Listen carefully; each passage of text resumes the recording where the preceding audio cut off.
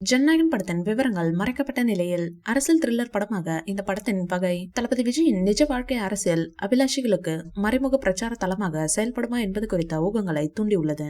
கடந்த காலங்களில் அரசியல் கதைகளை உருவாக்குவதில் கோலிவுட் ஒரு பங்கை கொண்டிருந்தது.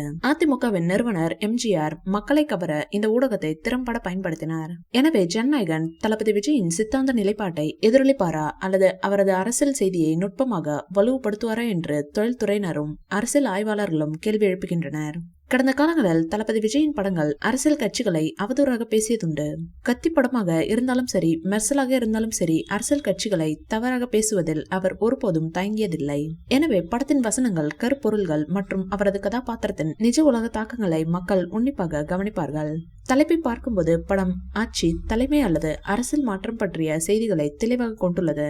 வெளியானதும் அவர் ஒரு சினிமா ஐக்கானத்திலிருந்து அரசியல் தலைவராக மாறுவது குறித்த விவாதங்களை எழுப்பும் என்று எதிர்பார்க்கப்படுகிறது. சமீபத்திய பேட்டியில் தளபதி விஜய் ஆளும் கட்சியான திமுகவை எதிர்த்து குரல் கொடுத்து வரும் நிலையில் இதனால் ஜனநாயகன் படத்திற்கு சிக்கல் வருமா என எதிர்பார்க்கப்படுகிறது. தமிழக விநியோக உரிமையை ரெஜின் நிறுவனம் தான் வைத்துள்ளது.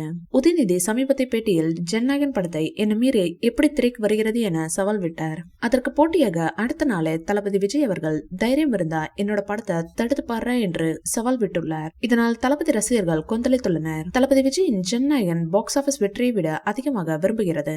ஏனெனில் ஒரு பொது மக்களுடன் உணர்ச்சி ரீதியாக இணைக்க விரும்புகிறது.